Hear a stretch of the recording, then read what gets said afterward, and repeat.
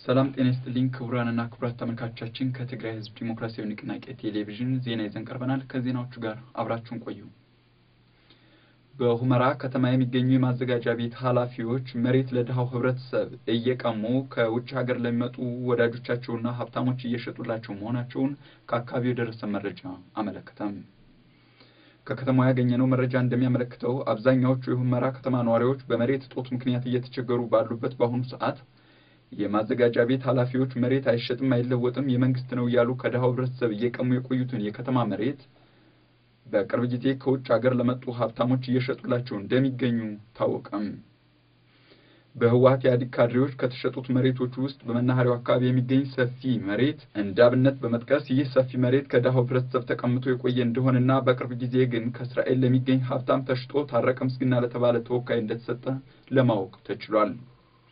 በዚህ ተግባር የተቆጡ የሁመራ ከተማ ነዋሪዎች ደግሞ በመሬት እጦት ምክንያት የተቸገረ ህብረተሰብ ያለ ለሀብታምና ጉቦ ለሚሰጧችሁ ለምን ታድላላችሁ ለምን ቅንነት ባለው መንገድ የማታስተዳድሩን እያሉ ምሬታቸውን እያሰሙ እንደሚገኙ ምንጮቻችን ጨምረው አስረድተዋል። በገዢው የኢህአዴግ ካድሬዎች በመላ ሀገራችን እየተካሄደ ያለው ተከታታይ ስብሰባ ተቃውሞ እየገጠመው መሆኑን ምንጮቻችን ከስፍራው አስታወቁም። በምንጮቻችን መረጃ መሰረት በመላው ኢትዮጵያ የሚገኙ የመንግስት ሰራተኞች የመጀመሪያ ዙር ከመስከረም 19 እስከ 30 2007 ዓ.ም ሁለተኛ ዙር ከጥቅምት 3 እስከ 14 2007 ዓ.ም ስብሰባ እየተካሄደ መሆኑን የገለጸው መረጃው የስብሰባው አጀንዳም የታድሶ መስመራችንና የኢህአዴግ የህዳሴ ጉዞ በማለት የቀረበ ሲሆን በሰራተኞች ከፍተኛ ተቃውሞ እያጋጠመው መሆኑን አስረድቷል።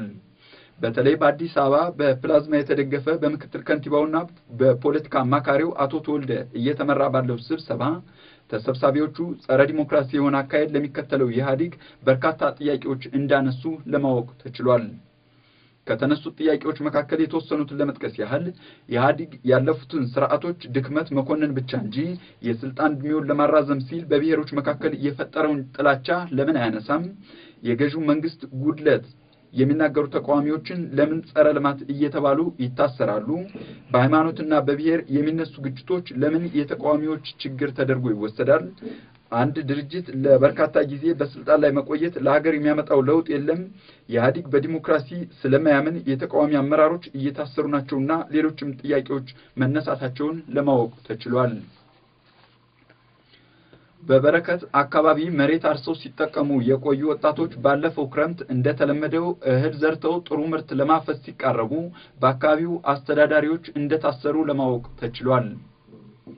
ከስፍራው የደረሰን መረጃ እንደሚያመለክተው በትግራይ ምዕራባዊ ዞን ቃፍታ ሁመራ ወረዳ በረከት አካባቢ የሚገኙ ኃላፊነቱ የመንግስት የሆነ ሰፊ የእርሻ መሬት ያለምንም ምርት ሲባክን የታዘቡ ወጣቶች በየዓመቱ ክረምት እየዘሩ ለብዙ ዘመናት ምርት ሲያመርቱበት እንደቆዩ ከገለጸ በኋላ ባለፈው ክረምት ሰሊጥ መዝራታቸውን የተረዱ አስተዳዳሪዎች መሬቱ የመንግስት ነው በማለት ሲከለክሏቸው ወጣቶችም ከዚህ ውጭ ሌላ መሬት እንደሌለን ያወቃችሁ ማዳበሪያ ለምን በግዴታ አደላችሁን ካደላችሁን በኋላስ ለምን መሬታችን ተከለክሉናላችሁ በማለት አቤቱታ እያቀረቡ መሆናቸውን ለማወቅ ተችሏል።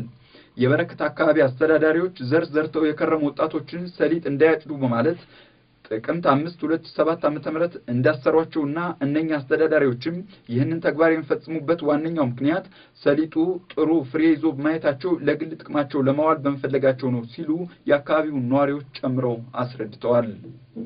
ከታሰሩት መካከል የተወሰኑትን ለመጥቀስ ያህል ሙላቱ አዳነ፣ ክፍላይ ክፍለ፣ አደራጀው ገብረ ማርያምና ሌሎችም ለጊዜው ስማቸው ያልተጠቀሱ ወጣቶች እንደሚገኙበት ለማወቅ ተችሏል። በሰሜን ጎንደር ዞን የሚገኙ የፌደራል ፖሊስና የደህንነት አባላት በሰላማዊ የፖለቲካ ትግል ለሚታገሉ ድርጅቶች የተለያዩ እንቅፋቶችን በመፍጠር ሊያሰሯቸው እንዳልቻሉ ለማወቅ ተችሏል።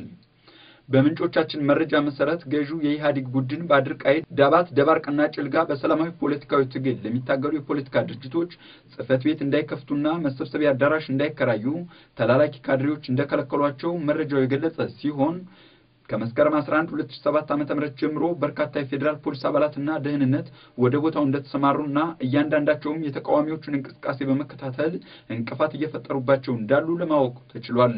ይህ በእንዲህ እንዳለ የተቃዋሚ ድርጅት አባሎች እንዳይንቀሳቀሱ ከሚያደርገው መካከል ሰለሞን የተባለ የፌደራል ፖሊስ አባልና ተከታዮቹ ሲሆኑ በቴሌቪዥን መስኮትም ከተቃዋሚ ድርጅቶቹ ጋር የ2007 ዓ.ም ምርጫ አስመልክቶ ጥሩ መግባባት እንዳለ በስርዓቱ በተደጋጋሚ እየተገለጸ ቢሆንም እንኳን በተግባር ግን አለመግባባት እንዳለ መረጃው ጨምሮ አስረድቷል። ክቡራንና ክቡራት የነበሩን የዜና ወጃዎች እነዚህን ይመስላሉ። ስለነበራችሁ አብሮነት ቆይታ ከልብ እናመሰግናለን። ሰላም ሁኑ።